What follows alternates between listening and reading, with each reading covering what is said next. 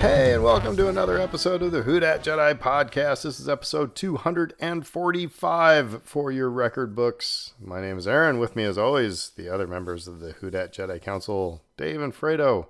How you doing, guys? Yeah, good. Tired. We were all three in the same room at the same time.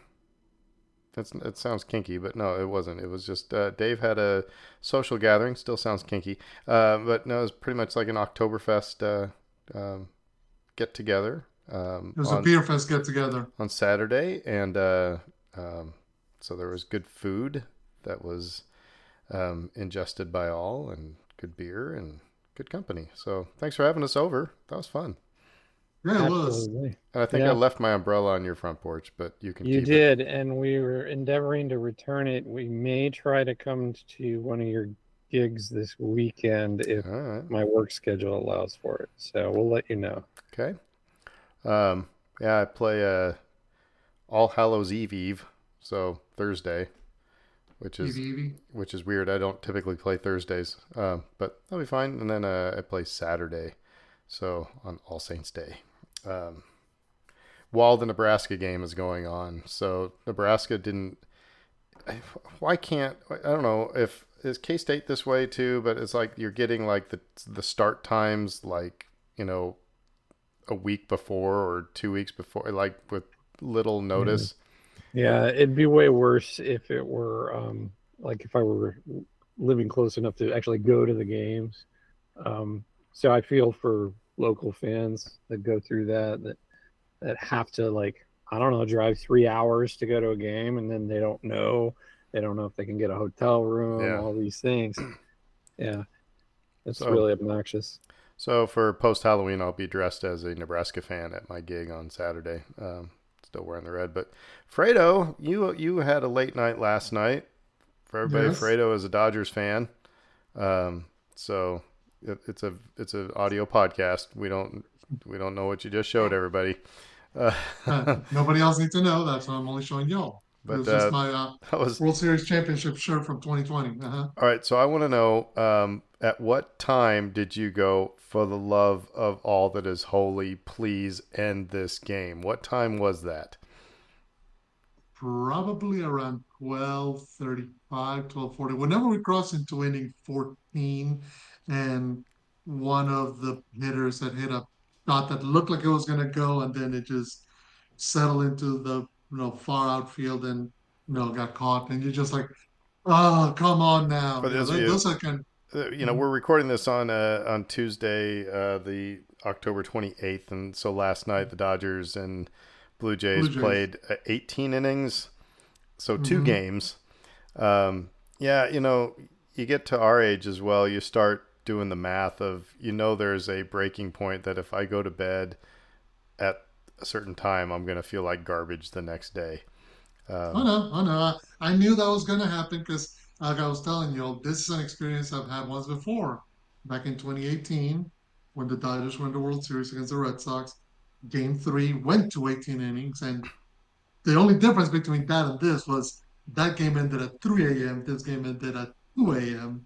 So I got an extra hour of sleep, but that was also 7 years ago, so I was younger, and so it's still, look. There's no way to make getting 4 hours of sleep not hurt, Things we'll do for our favorite teams.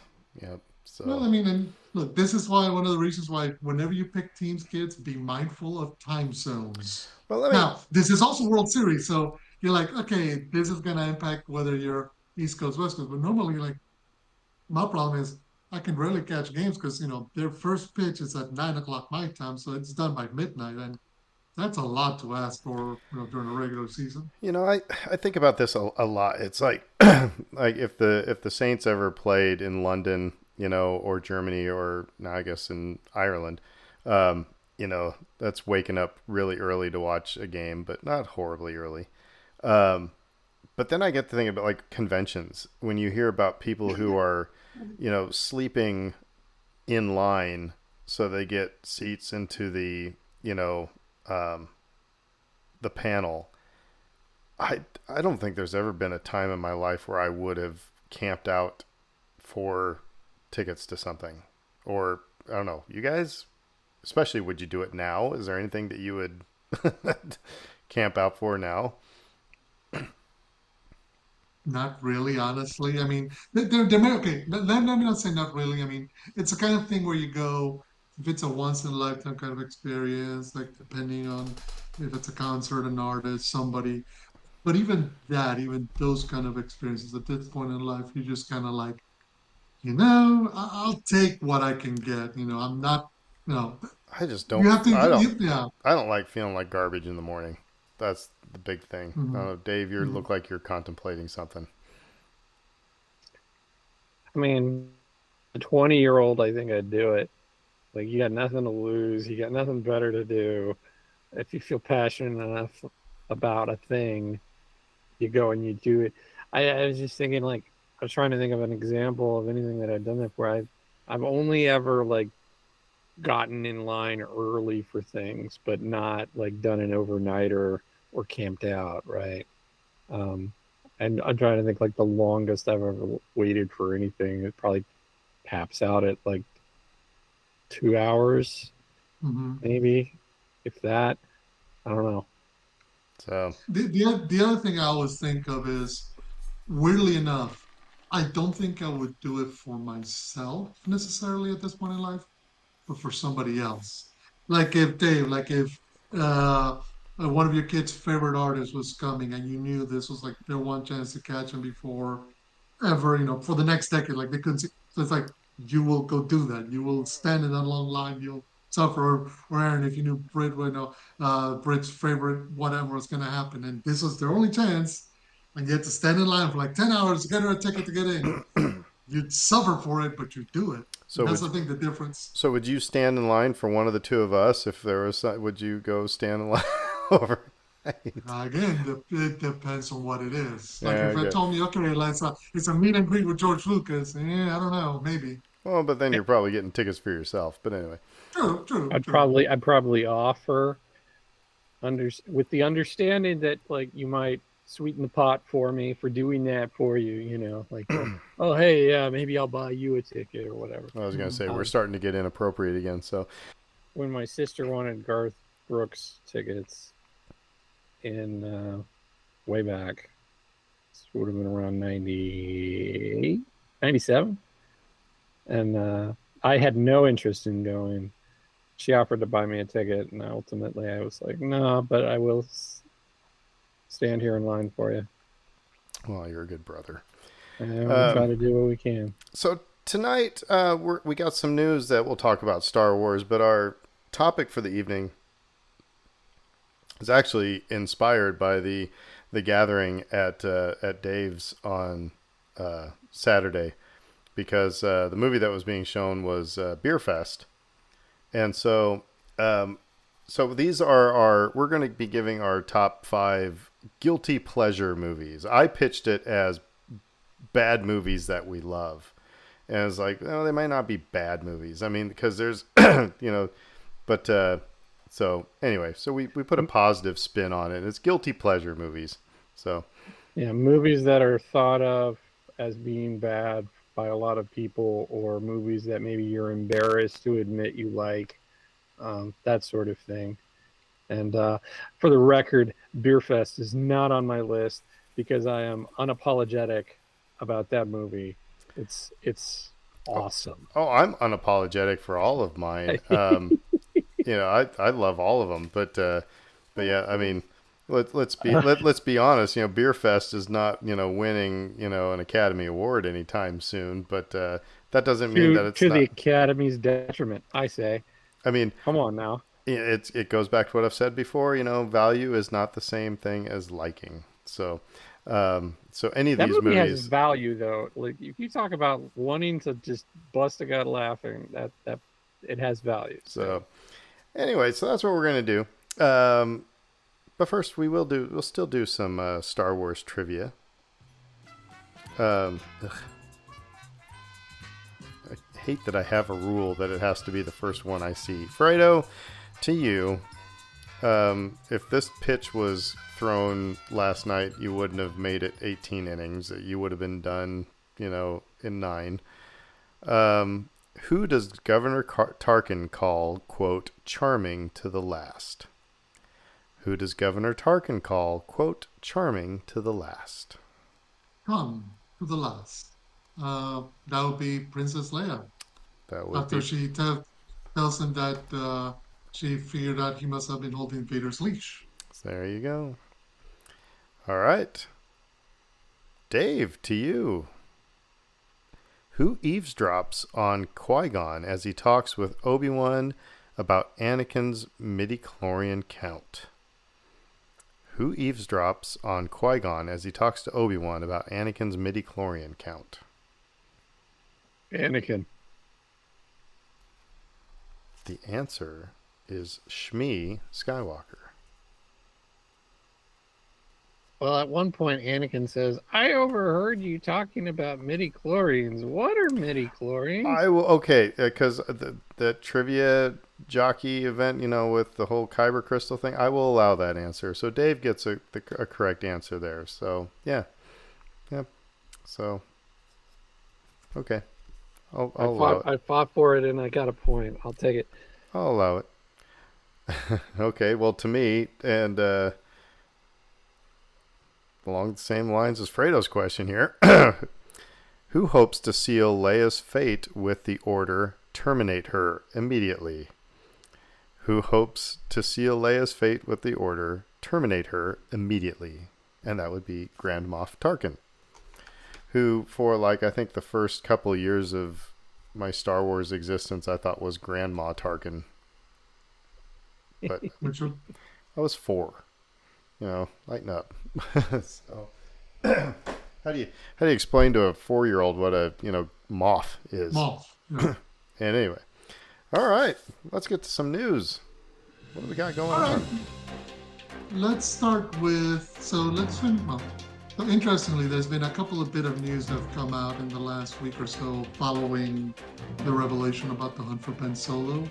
More importantly, somebody went up and asked Steven Soderbergh about it. Because remember, he was locked in as the writer, director, etc. that was developing Hunt for Ben Solo. Anyway, so first, apparently he did make a statement to the Associated Press saying that he had really enjoyed making the movie in his head. I'm just sorry that fans won't get to see it. Interestingly enough, then he takes to Blue Sky, the full sites, and makes these following comments. Quote, "For the record, I did not enjoy lying about the existence of the Hunt for Ben Solo, but it really did need to remain a secret until now." Which is interesting because I'm wondering what prompted that. And then he followed that up with a post saying, "Also, in the aftermath of this situation, I asked Kathy Kennedy if Lucasfilm had ever turned in a finished movie script for greenlight to Disney and had it rejected. She said no, this was a first." End quote. So my wife has a theory, and pitch it to you guys. And it goes along with what Soderbergh said there. It sounds to me like somebody was told.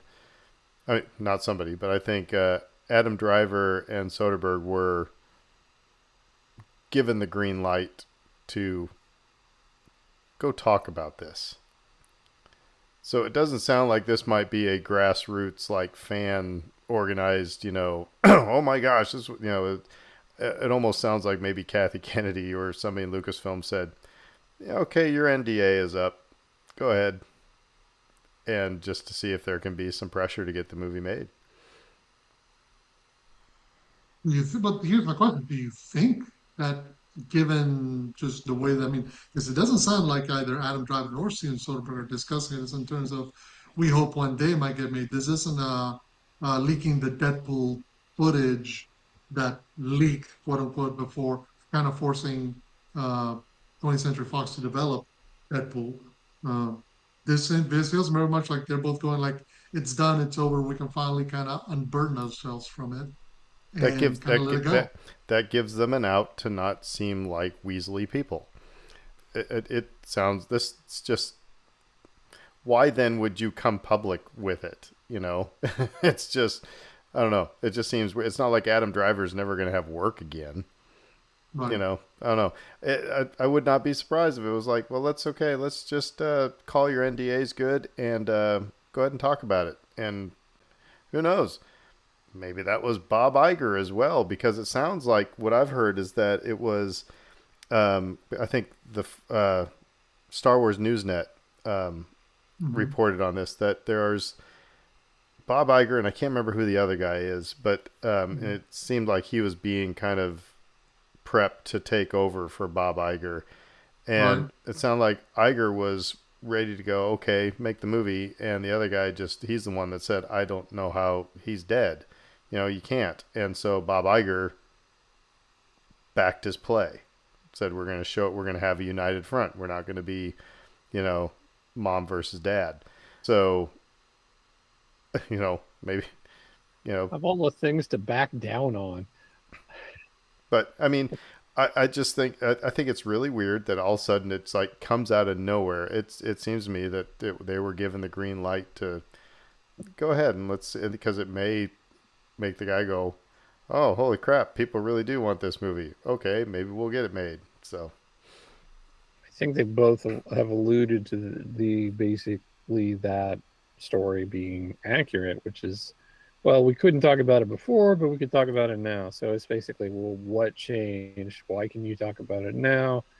Some sort of NDA elapsed. Like you said, maybe somebody's spurring them on, Kathleen or and I don't see whomever. them as being the kind of people that would, okay, my NDA is up, and now I'm going to go badmouth one of the biggest movie studios on the planet.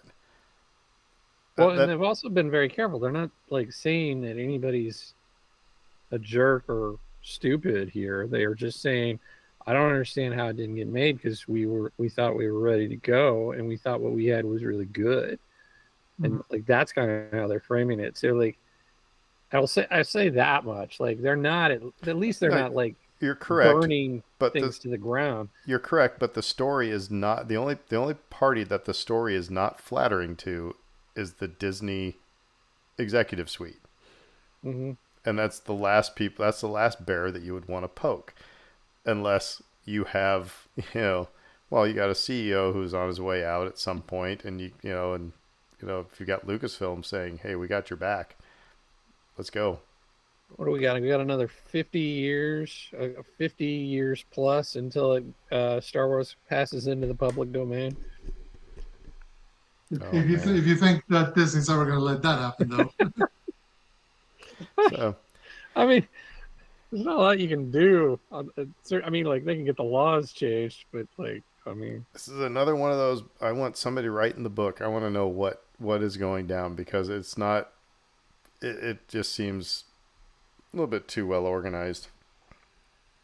So it's interesting. Well, let's go from that right quick, that little revelation, to this other little revelation that came out this week. But so there, Leslie Headland was being interviewed because the Art of the Acolyte book is coming out. So they're discussing some of the design choices, some of the ideas that did not come to pass as that show was canceled. And how about this one on for size? According to Leslie Headland, the Stranger, aka Chimera, was going to eventually end up the first Knight of Ren. I thought we knew So, this. I thought we knew this. well, This here's is not. This was. well, I've heard this before. well, here's where this was her quote. So because I mean they asked her about it, so this was her quote. Quote, it wasn't the design of the character, as well as knowing that we were going to introduce Darth Plagueis, who has to end up with Palpatine as his apprentice.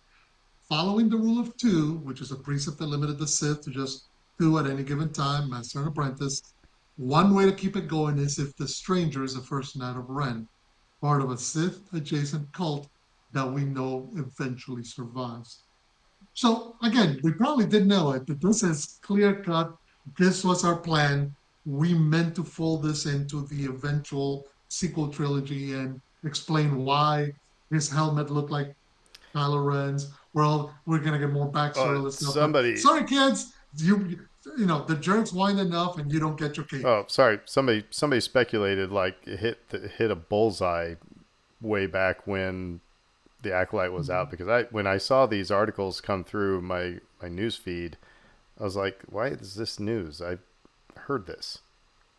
I think that was us. I don't know. Were we that smart? No, we were talking about how like his armor looked like Kylo Ren. I mean, And we knew Yeah. he couldn't be a Sith. and we knew that he wasn't a Sith, and I knew that we had those conversations. I don't know if anybody affiliated with the show publicly confirmed talked it. about it. Sure. Okay.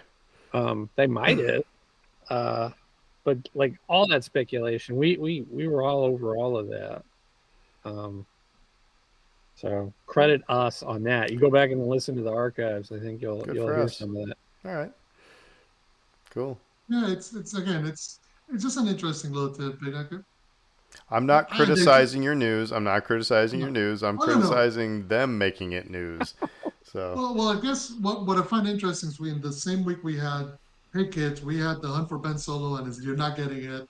Now we get Leslie Allen coming out saying, hey kids, you're gonna get, Knights of Ren you mean the for real biggest? this time, You mean the and now you're biggest? not gonna get it. You mean the biggest letdown in Star Wars for like decades? The Knights of Ren started off with so much promise, then ended up just like Mm-hmm. Keystone Cops. It was What wah, part? yeah. I was gonna say sad trombone. Like wah wah wah wah. I mean, Yep. yeah. But yeah, no, it's Yeah, yeah, no, no. It so didn't. It wasn't executed super well. I do want to say that this show was she asked about it maybe because yeah. of the news cycle, and everything with Kylo Ren's character, and somebody may have asked her, "Hey," and then she may have addressed it. So Yeah, probably so. It's interesting we're getting so much Ren stuff this past week, with both yeah, Ben Solo and this thing. Last bit of news. This one again just been kind of coming out. It's been reported this week that Lucasfilm is in the process of doing some major restoration work on pre-special edition A New Hope footage, and the reason for that is apparently, during a investor call, IMAX mapped out its rough schedule through the end of 2027. So they talk about Christopher Nolan's The Odyssey, the next Avengers movie, Doomsday, 2026 Resident Evil movie from the director of Weapons. What's interesting, though, in the middle of that, they are going to be showing A New Hope in 2027 for the 50th anniversary of Star Wars, which is coming up. Uh, they don't state as to which version of A New Hope will be shown. Will it be the original pre-special edition or will it be special edition? Uh, but at the same time, like I said, all the reports have come out this week that there's been some major restoration work. Like they've gone back to the original negatives that were in the Lucasfilm vault and getting those cleaned up and getting them digitized and done as best as possible. So you're getting A New Hope in 2027. You're gonna get it in IMAX. You might even get the one that you went to theaters to go see. So, a couple things. They had a screening of it in like London, last year, right? Yeah. And everybody, to all accounts, it said it looked awful. I mean, so I think this might have been just a preservation project, and then they're like, well, if we're gonna do this, we might as well. It's 50th anniversary, so let's release it. Now, whether it's special edition or pre-special edition, honestly, I don't care. I want to go see A New Hope in the theater, and if it's IMAX, yeah. I never go to IMAX, but I'd probably go. Crud, I'd go see this movie a couple times. But I mean, again, special edition, pre-special edition, don't care. Yeah. So as long as Greedo doesn't say McClunky, that was a Disney Plus ad. So that was not a special edition ad. Anyway, yeah, no, I think it'd be cool. McClunky is now canon, though. McClunky. It's official. And however, well, I guess we're talking A New Hope, so at least we don't have to see Jedi rocks. So. Ah! So. You're gonna get that in IMAX.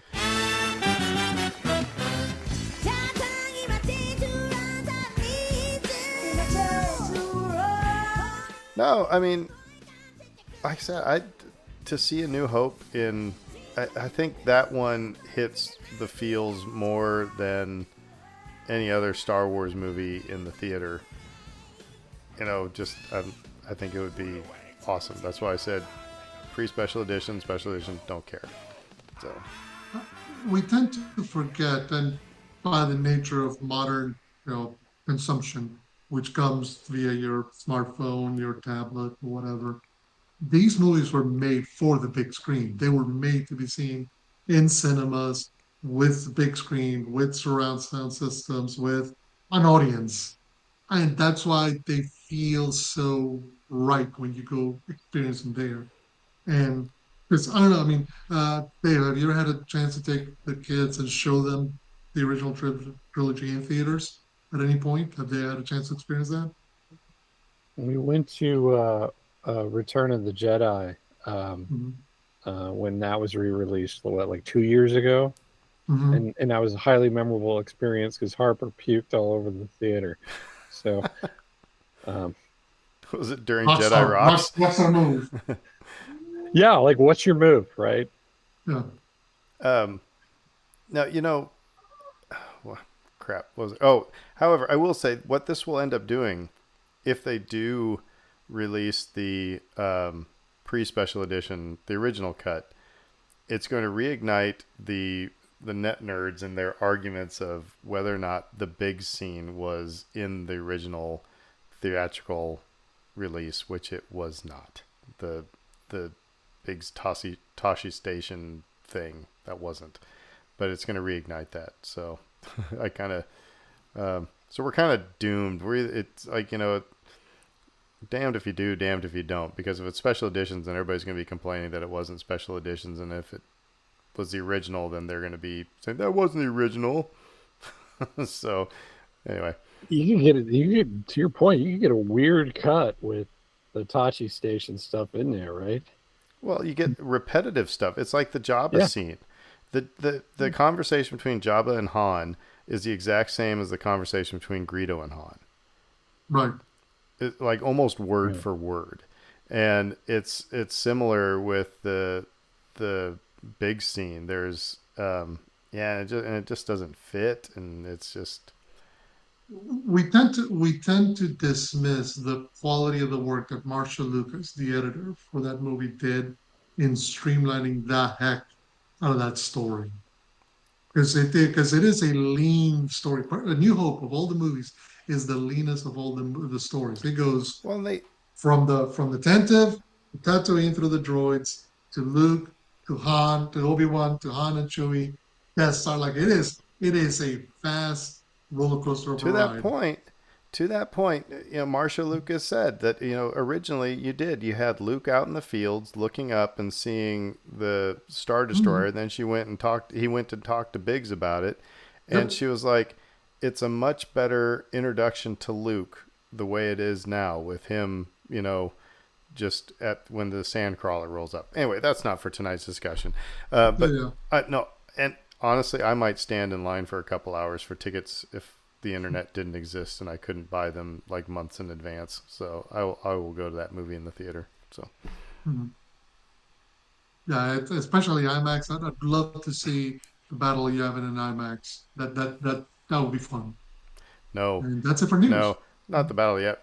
The opening shot, just the That opening too. shot. The Star Destroyer Yeah. going over your head. That's worth the Yeah, price of with the admission. set surround sound and That is the worth the laser. Yeah, price of admission. Yeah. yeah. Anyway, But you're just missing Jedi rocks in IMAX. yeah. Okay, so on to some guilty pleasures. All right. So I will tell you, I have a list longer than five. So I have some honorable mentions as well. But we're not going to just go through. And I've actually grouped some that are part one, part two, part three, and I've just lumped them into one. But yeah, these are movies. Like I said, I guess what I liken it to, it's like you're laying on the couch on a Saturday or Sunday afternoon or whatever, and the movie, you're scrolling through the channels, you have a gazillion channels, and here's that movie that you've seen a bazillion times that is just, and you're just going to watch it. It has not won any awards. It's like just these are the that's kind of what I come down to. And there's all these movies I love. Some of them, when you look at them, like I said, they're arguably they're not well made. They're you know might be well made. Some of them might be pretty good from a critical standpoint. But anyway, yeah, they're just guilty pleasures. I don't know. So I'm gonna let Dave start this one. Ooh. So I'm going to count them down from 5 to 1, taking the chance here that we might have the occasional repeat here, but I think we all have enough alternates to where we can call audibles as we go along. oh yeah, Um, so I'm going to start with number 5 for me. This is a little film called Canadian Bacon. Hmm. And I don't know if y'all are familiar with that or if our audience might be, but ultimately it was a John Candy vehicle from probably a couple years before he died. And it was essentially about the absurdity of us waging war on Canada. Blame Canada, blame Canada. this is all becoming too real. Very much so, yes. And I can't say that I was clairvoyant about my enjoyment of this film at the time, but I did sort of enjoy it on its own merits. And if I'm not mistaken, this is a Michael Moore film before he got, like, I guess, as political as he is now. Before he did a series of documentaries that rubbed a bunch of people on the right the wrong way. But I mean, even if you are right leaning, I don't think that should deter you. This film's worth watching because it's just so absurd. My favorite scene involves them speaking out about the evils of Canadian bacon as opposed to regular bacon. It's very true. So I'm gonna go next. My first one. I'm not going in any order. So Dave's going in order. I'm not. But a little movie from the '80s called Iron Eagle. And this is arguably bad. It's like you've got like high school kids who are stealing. They're getting their hands on U.S. intelligence and aircraft and fuel and weaponry, and a high school kid and Louis Gossett Jr. go and invade some Middle Eastern country to go rescue his dad. It's the most ridiculous plot. It's so implausible. It's like even pre 9/11, it is just absolutely implausible. But oh my god, my dad and my sister and I loved this movie. It was on actually a couple weeks ago, and I was like, I'm watching Iron Eagle, and it's just Sunday afternoon. I watched it. So yeah, I mean, like I said, it's just, oh my gosh, I don't have any more to say except it's ridiculous and I love it. Yeah, it's one of those things that you have to consider when you consider guilty pleasures / bad movies. They're indicative of their time in a way in which good movies are ageless. They could happen anytime. Bad movies like fit their time in the worst. There's no other time could somebody think a high school kid could steal a fighter jet, fly it halfway around the globe, and go take on the bad guys that are threatening America. Again, it doesn't happen anytime but the 1980s. And then nobody goes Speaking to of, nobody goes to jail. nobody goes to Nobody goes to jail. jail. Nobody gets arrested. No, there are no consequences. We just make a sequel. That's your punishment, kids. You got to come back. He actually gets admitted into the Air Force Academy. Yeah, So, he gets enlisted at the end of the movie. yeah. Mhm. So anyway, all right, Fredo, to you. All right, so my first one on my list, and I'm not going to go by any order because I didn't really even think about ranking this because there's no way to put them all together. So I'll also go 80s, and this one is near and dear to my heart. Roadhouse. Oh yes, that It, wasn't on my list. It needs to be. Yes, hands down. I mean, again, a movie that fits the time that it's made of. This is a movie that has Patrick Swayze, as quote unquote a bouncer slash a cooler, the guy who runs the people managing the bar business at this rowdy honky tonk in Missouri, of all places.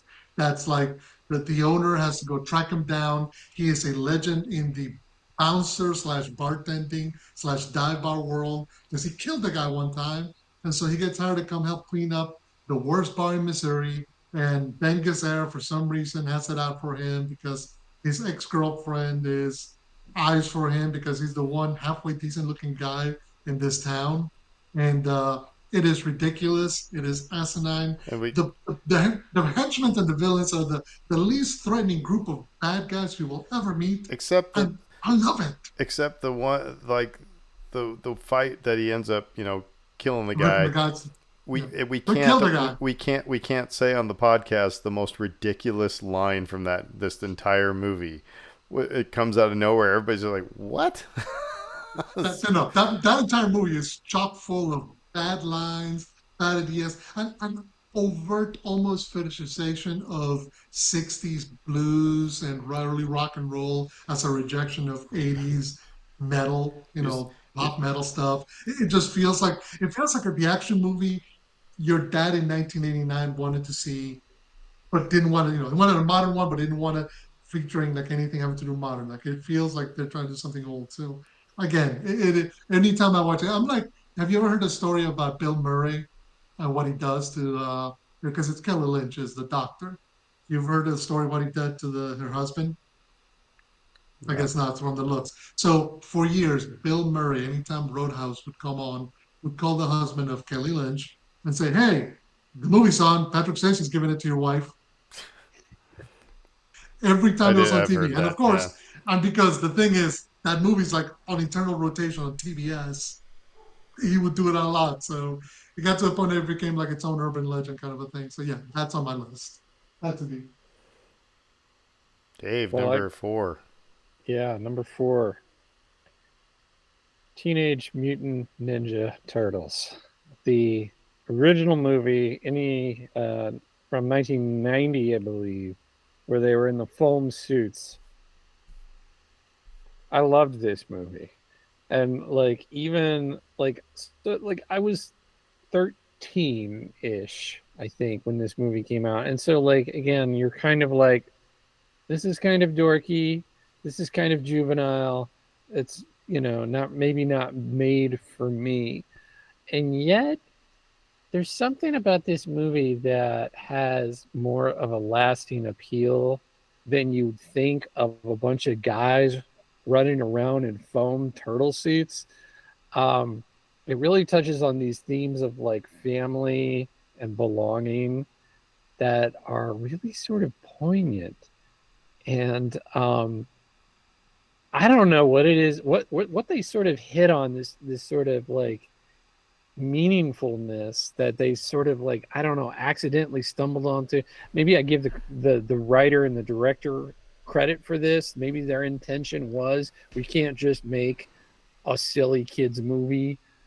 But um I've been shocked when I've gone back and watched this movie about how well it seems to hold up and how much I enjoy it even as an adult. And and yeah, I know it's ridiculous. Um it's it you know, it's a guilty pleasure on that level alone. It's like you tell someone, I'm watching the Ninja Turtle movie again. But it's pretty good. If you haven't revisited it, if you saw it as a kid and you haven't watched it in a while, I think you might be surprised how well it actually holds up. Well, my next one, I was actually quoting it at the Saints game on Sunday, and the people in front of us said, "What was that movie that you were quoting?" Anyway, but yeah, if it's on, I watch it, and it's bad. It's the Replacements. The Replacements. There's continuity issues. You know it's just bad, but it's so much fun. And it's like I said, if it's on, I don't care what part of the movie it is, I'm watching it to the end. But Dave saved this movie for me a couple weeks ago. I think I said a couple weeks ago on the podcast because it always bothered me that it's like it's playoff time and Keanu Reeves is swimming around in the Potomac, cleaning boats. It's like there's no way this is happening. And you said, well, I always kind of thought it was like a, USFL type, not the NFL, but like maybe it's a spring league, something like that. And I was like, okay, you just saved that for me. So now I feel better about watching the movie now. So thank you. The Replacements. You're welcome. Both the movies that you've listed so far have hit on the categories that I have in mind for honorable mentions here. It's like you are hitting on some deep themes here. Good. Replacement's one of those movies where you're like, it's almost like they took every sports movie cliche and blended it all into one. It's almost shot like music videos, which is why they have the soundtracks like every top 40 song that you hear on at the Dome when they're playing whatever. Why are the cheerleaders having tryouts in the middle of the season at the playoffs? And it's like, did they go on strike too? They went on strike too. So the minute you start to ask why, it's like, then just shut up, just watch the movie. Anyway, Fredo, your next one. Next one is going to be, so Dave went to 1990 for a kids-inspired adaptation. I'm going to go to the 90s. Actually, a movie I just celebrated, I think it's 30th anniversary, I'm sorry, a few days ago. Mortal Kombat, the original.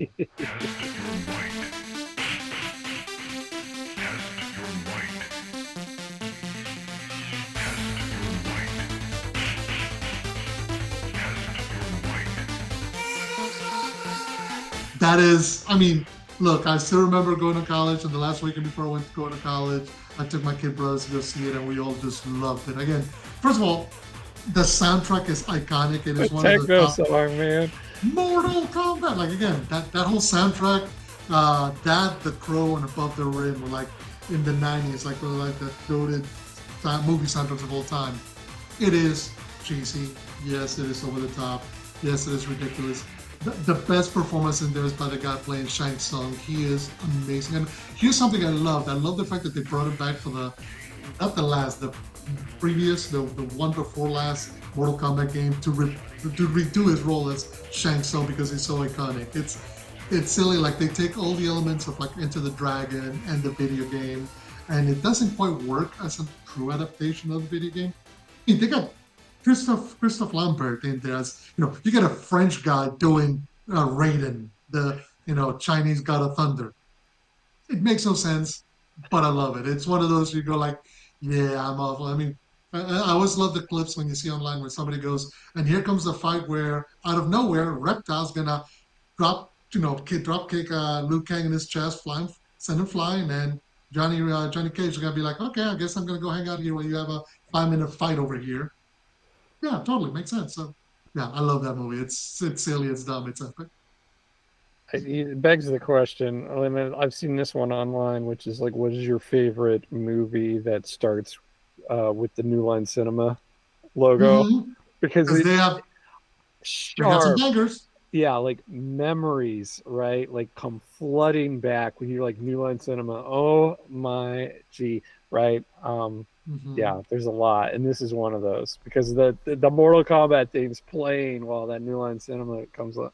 Yeah, beautiful, chef's kiss. Number 3 to Dave.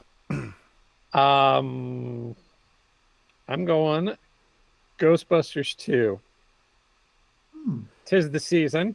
We're approaching Halloween here, so I figured let's bring this one into the equation. Part of the reason I've always liked this movie, I saw this, in theaters as a kid. And then again, like I wanted to go, this came out the same summer as Batman, right? So I went and I saw this movie with a friend of mine, and then I wanted to see Batman desperately, and my brother wanted to see Ghostbusters 2. He hadn't seen it yet. And I always remember my mom made me go see Ghostbusters 2 again with my brother. Even though I was desperate to watch Batman.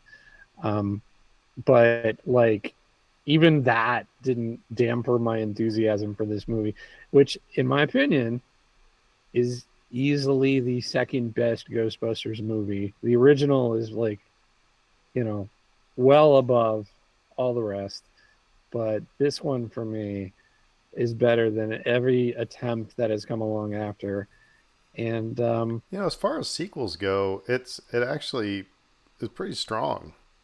You know, I mean, a lot of sequels will kind of fizzle out, um, but this one actually, yeah, I remember seeing it in theater too, and I wasn't disappointed.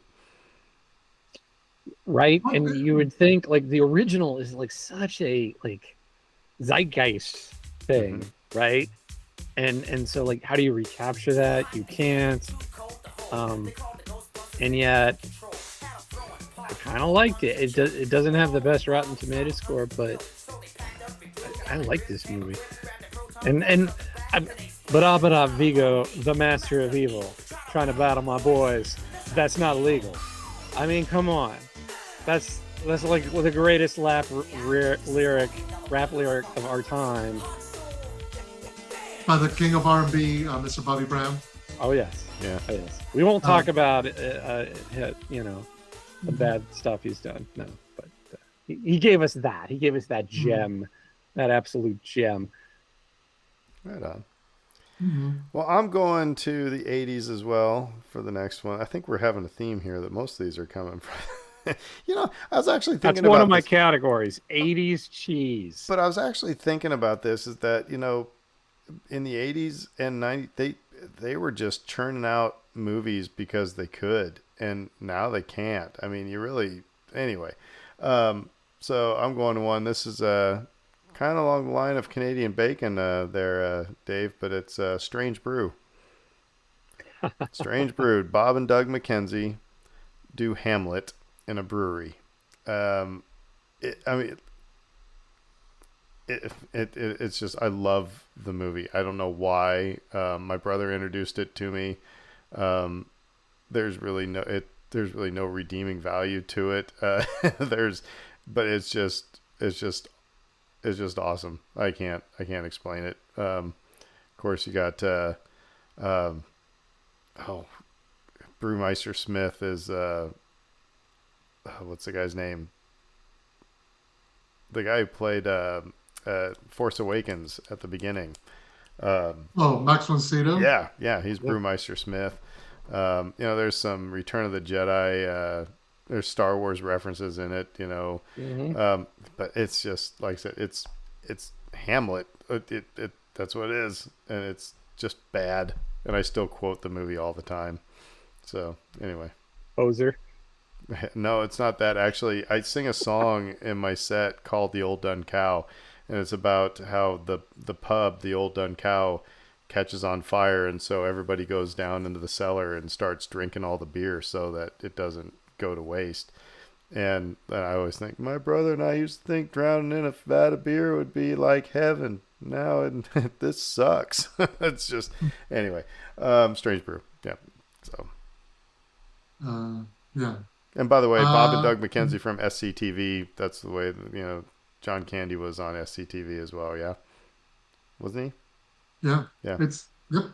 There was a pipeline of Canadian comedian talent Yep. going from the Great White North through Chicago, and that's why they all started up playing Midwesterners, I think. Because him, Rick Moranis, a whole bunch of them just end up, as everybody's nice Midwestern neighbors and dads. Next one for me, okay, a bit more recent, only going to be 20 years old. So this was a remake. Well, yeah, I guess it's a remake. So, but in the late 1970s, there was a movie called Death Race 2000.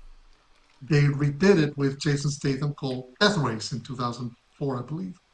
It's again, concept is simple. For some reason, Jason Statham is framed for a crime he did not commit and gets thrown in prison, a prison where the prison makes money by staging these death races, these races in modified vehicles where they can shoot each other or kill each other or attack each other. And the whole idea is if you win five in a row, you will earn your freedom. But of course, nobody ever wins five in a row. think about that for a moment. Again, Jason Statham just doing his thing. Joan Allen is the bad warden. I mean, for some reason, she delivers one of the weirdest lines ever right at the climax. It's hilarious. Ian McShane is like his mechanic, and they have Tyrese as his main rival slash fellow compatriot. I'm not gonna get into that, but it's the whole point you watch this movie is because they have some really outlandish special effects and stunts in the driving. Like there's at least one where they drive this 18 wheeler and just break it up into pieces, and it's gnarly and it's over the top, but it's dumb. Some with guilty pleasure, there's stuff like you go like, I can justify some stuff. This is stuff I go like, no, this is something you gotta watch like at late at night, 10 o'clock, 11 o'clock, and you watch it maybe hungover and or drunk and or having used other substances, and that's when you really enjoy it. So yeah, Death Race. Jason Statham. That's all you really had to say, right? Because like he probably has his own category. Right? He's got a He has his collection. own. Yeah, he has engineered his own blockbuster wing of movies that fit into this category, which is hilarious because if you ever remember him in those first two Guy Ritchie movies, he is far more nuanced, far more laid back, way different than where he ended up at his career. You would not have thought, or if you see him in something like Spy, where he's spoofing himself, really. Spy is a great movie just because of his performance, but it's weird where he's ended up. So anyway, All right, number two. Right, um, The Matrix Reloaded. I adore this movie. Now, I will say, this is the only one of my. I went and I checked. This is the only one of my choices that's positive on the tomato meter. So really, when people talk about the Matrix sequels derisively, that's sort of developed over time. When this movie came out originally, people were like still kind of with it. It was the third movie, when the third movie came out, that everybody sort of just jumped ship and we're like, okay, what was that? I don't understand. But this was the second one. This was the first sequel. And I challenge anyone to watch some of these action sequences and just appreciate them on their own merits and not come away satisfied with what you're seeing on screen. Like some of this stuff that they put on film is freaking incredible. Yeah, like the philosophy, some of the plot, you're like, that doesn't really make sense. I don't know if I understand this, that, or the other. But like, you can just sit back, crank the volume up on this thing, and just get completely engrossed in what you're watching on screen. I love this. Trying to remember if I've seen it. I know most of I remember seeing the first Matrix. I think I was taking my band somewhere, and so I think the kids were watching Matrix. So it was a bad way to be introduced to that, to some of these series is on a bus. So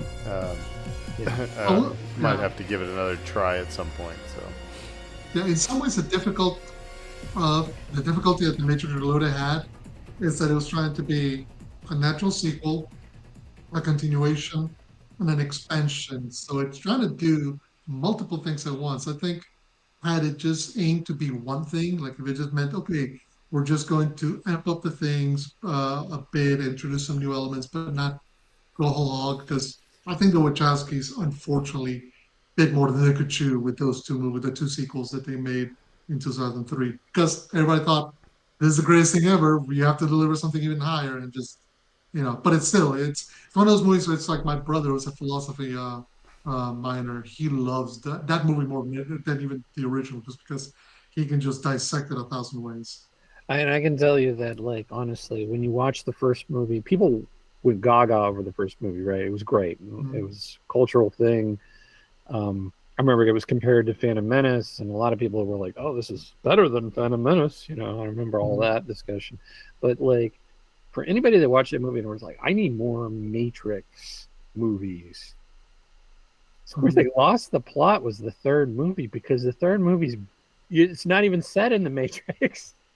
Now, and Like, it, it throws they away tear all the the thing down, and it's like, what are you yeah, doing? That's it throws away all the pretense of philosophy and yeah. depth, and it just goes big gun, go boom, kind of a thing. And also the setting. I mean, the setting Mhm. is completely different.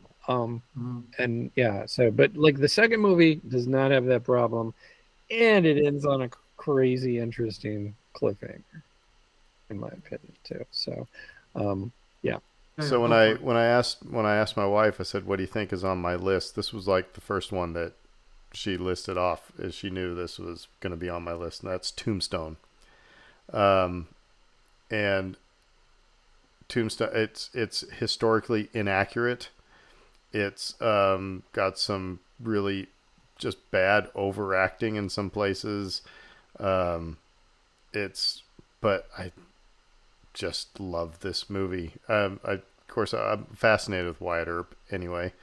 Um, but and it's I think it's Val Kilmer is like the epitome of cool in this movie.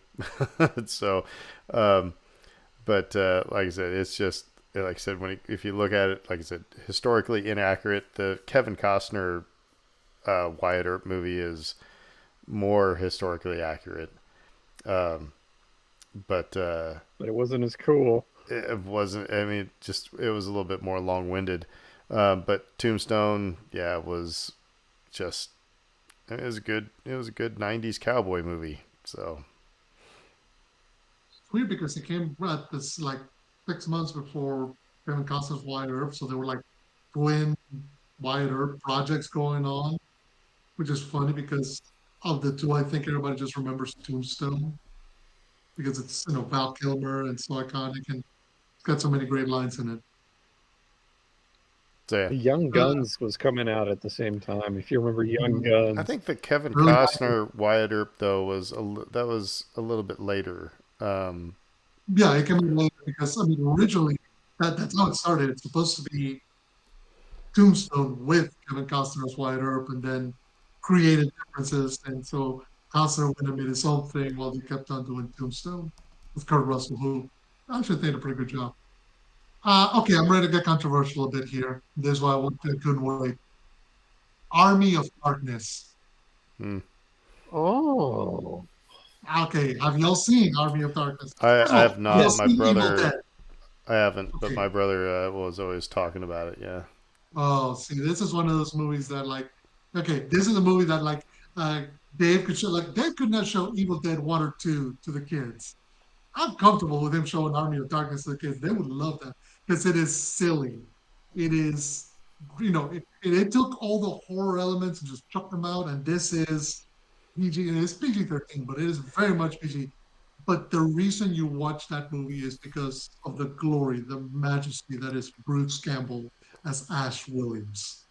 He delivers quips and lines like he is chewing just the script and just it is beautiful, it's iconic.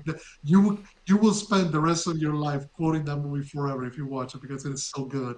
And again, Sam Raimi is making this for on a bad budget because this comes out, I believe, after Dark. He tries to go big with Dark, and it doesn't quite work. So he's got to make something quick. So it's okay. I have this Evil Dead 3 script, but you're not getting the big budget. So they trim it down and they make it smaller. But, I'm sure some people are arguing with me because they're like, it's not a bad movie. That is a great movie. You're right. That's what I'm saying. It's a guilty pleasure because again, particularly right now, there's a movie you can put on, like kind of like the earphones you put in the background, and people will stop and just start quoting it because it's so good. Aaron, this was a great college movie. Um, this is where I watched this movie. Was in college with dorm mates, and just had a ball. Um, it's very funny. Um, you may watch it and say, "It's silly. Why?" I know, like, and I 100% agree with you with what you said, Fredo, and that I would put this on my list because I think the movie I hold it in too high regard to ever associate it with a list like this. But um, yeah, I can see why you would include it. And obviously, this movie is very near and dear to both my heart and my wife's heart because this is how we refer to our children as the Army of Darkness. Yeah. So it's it's a good one. So what's your top one? Top one. This movie I will watch pretty much no matter if this thing is on television. Um, Maybe even above some movies that like I think are better. If this is on, I'm like, well, that one's more entertaining, so that wins, and it's Gone in 60 Seconds, which early 2000s, Nick Cage doing Nick Cage things, and I will never understand how this movie didn't spawn a series of sequels and the Fast and the Furious did. Because to me, this was so much more fun and it's so entertaining. And if you haven't watched it, again, implausible. We talked about like the Iron Eagle effect of it just being utterly implausible. There's no way any of this stuff happens. Um, but it's done with such conviction anyway.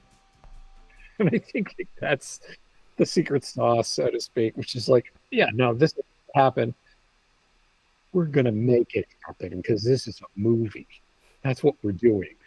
And there's just something so admirable about that. Um, like I said, every time this thing's on TV, I watch it. I love it so much. It's it's my champion of this list for sure. My number one is probably furthest from what you just said, and actually it's parts. It's not like it's a trilogy. There are three of these movies, and so I'm lumping it all into one. And that's but if any of them's on TV, I'm watching it again, just wherever we're at, and that's the Pitch Perfect movies. The first one is actually really an enjoyable, well written, neat story. The music is good. I love what they do, and there's also, I mean, just I understand music competitions. It's being a former music teacher, it kind of makes sense. The Pitch Perfect 2 and Pitch Perfect 3 just get sillier and just, I mean, as you expect sequels to go, but will still watch them. Um, but like I said, I do like the quality of the music in it. Like I said, it's kind of fun, and but yeah, so there's really no redeeming value whatsoever to these movies. So except that they're fun. So They're entertaining. You sit there and you enjoy them and you're smiling and like you said, you're vibing to the music and you know, that's sometimes that's all you need. If it does a job, it doesn't overstay its welcome. And sometimes, when particularly, I mean, look, we all like to think that movies can transcend and take us to new places and expand our the way we see the world. But sometimes, this is, these are the cheeseburger and bacon cheeseburger movies. The ones that you like. Again, you need them right now. So, in that spirit, if I was going to name one as my top one, and I'm surprised we haven't mentioned it yet, but then again, there's so many of them. Number one for me would be Flash Gordon, 1981. I saw this movie so many times as a kid. I own the soundtrack on both vinyl and LP because it is so iconic. Flash. Ah. Ah, there was no reason for Queen to go that hard on that movie. That movie does not, when we go like movie soundtrack, like the soundtrack that they delivered, like it's like, the movie is not quite at that level, which to its detriment. But at the same time, you're getting so many great actors, you're getting so many great performances. Again, going back, Max von Sydow as Ming the Merciless, Timothy Dalton as Prince Baron, the one and only Brian Blessed as Prince Vultan. I'm sorry. This is a You movie saw that Dinkin, you saw better than the Naboo, than the exactly. Googans. Yeah. God, dive. It landed in my heart as a kid. It's still there. It doesn't go away. It's one of those movies again. Bacon cheeseburger. This you see it and you see what's the wooden acting. The script makes no sense. The stuff seems asinine. The special effects so much. This is one of those movies that comes as an outcome of the success of Star Wars, which remember was originally like, oh, take on Flash Gordon kind of an idea, and trying to copy that without copying it, so it doesn't quite come off as well. But it doesn't matter. It's still epic. It's still iconic. I love it. I will watch it whenever it's on, and I am never disappointed by it. Which, with particularly with guilty pleasures, it's like, yeah, you tell people, "Well, it's not one of my favorite movies." No, it's one of my favorite movies. I'm happy for it.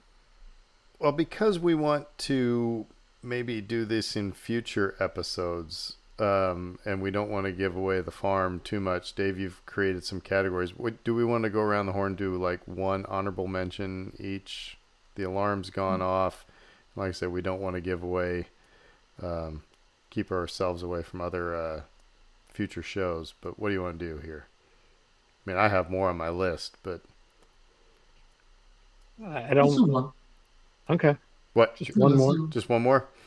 Yeah. Um, I'm just gonna throw it out real quick. Rocky Four Oh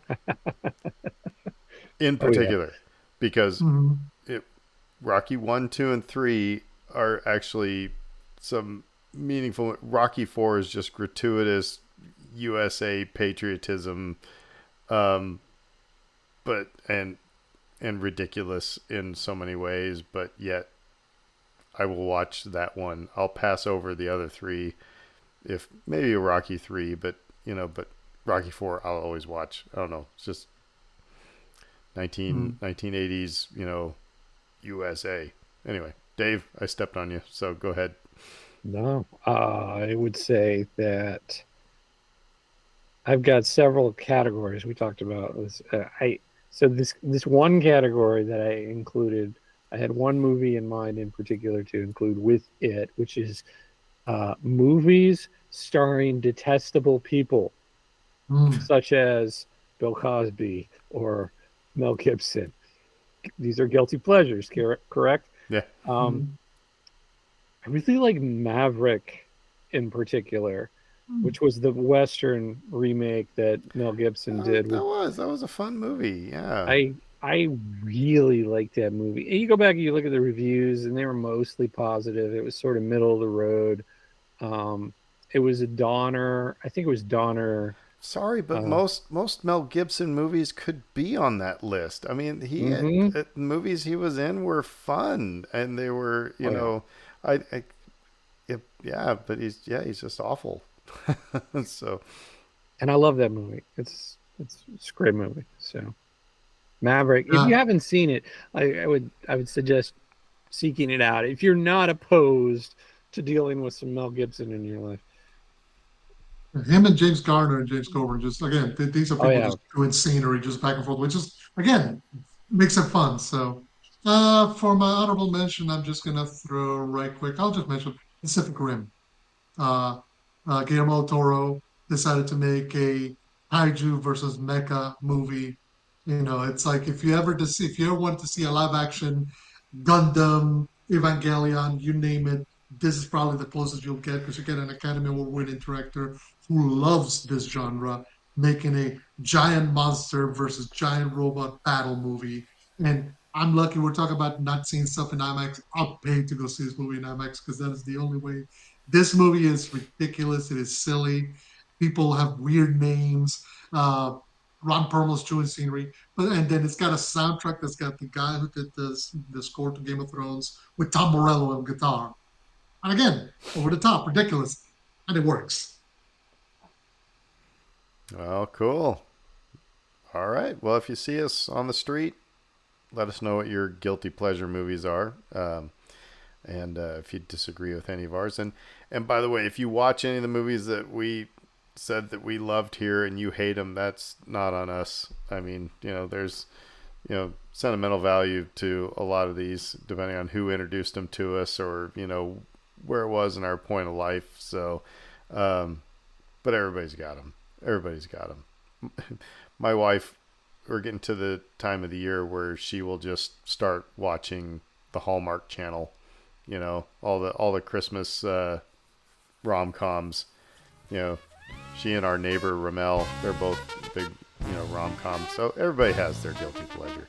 So anyway, but until next week, we'll say who dat. Who dat? Who dat? Everybody have a fantastic week. McConkey.